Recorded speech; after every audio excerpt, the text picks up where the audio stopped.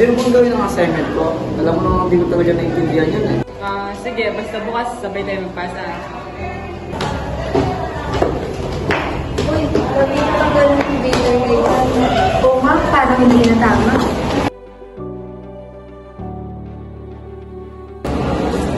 Uy, Jen! Palagi mo silang tinutulungan. Hindi mo ba napapansin, inaabuso ka na nila? Hindi naman, kaibigan ko kasi siya eh. Ayaw gumagalit sa akin. Tama si Nigel dyan. Kung gusto mo matuto si Peter, hayaan mo siya matuto sa sarili niya.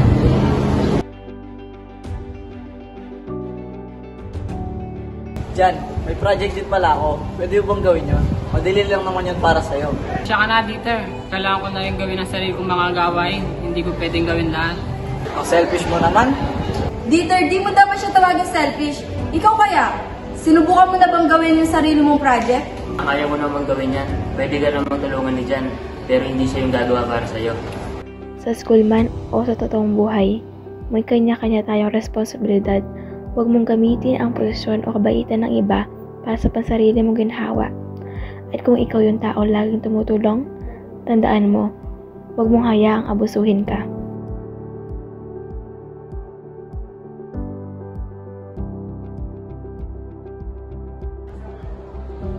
Uy, Amelia, anong ginagawa mo? At ako ba yung crush mo? Ha? Wala gumagawa lang ako ng report na.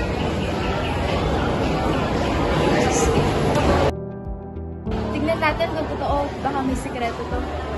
Oo nga, baka may love letter o kung ano mang chismis.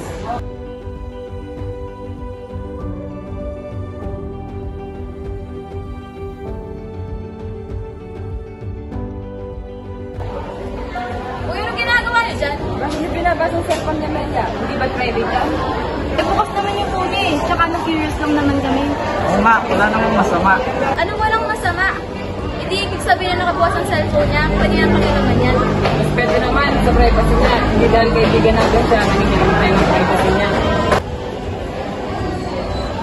Alam niyo ba pwede kayo magpagalitan ng masasakit sa ginawa niyo?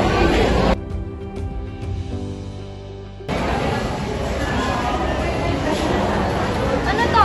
Pinakialaman mo ba yung mga message sa cellphone ko? Akala ko ba magkakaibigan tayo? Sorry, Amelia. Hindi na mauulit. Napagtanto ko rin naman yung ginawa namin. Sorry, wala akong masamang intention, pero mali pa rin. Sige, sana lang matuto kayong respeto ang privacy ng iba. Matutong rumespeto sa privacy ng iba. Hindi lahat ng bukas ay para pakialaman.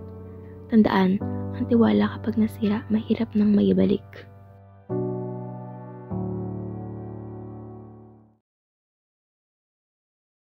Kaya mo. Angelo!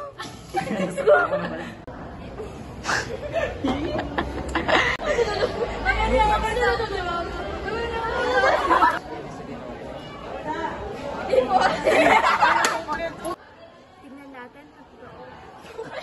Pasensya ka na, Dieter. Hindi ko... Ha? Ikaw ulit. Sinubukan mo na bang gawin yung sarili mong project?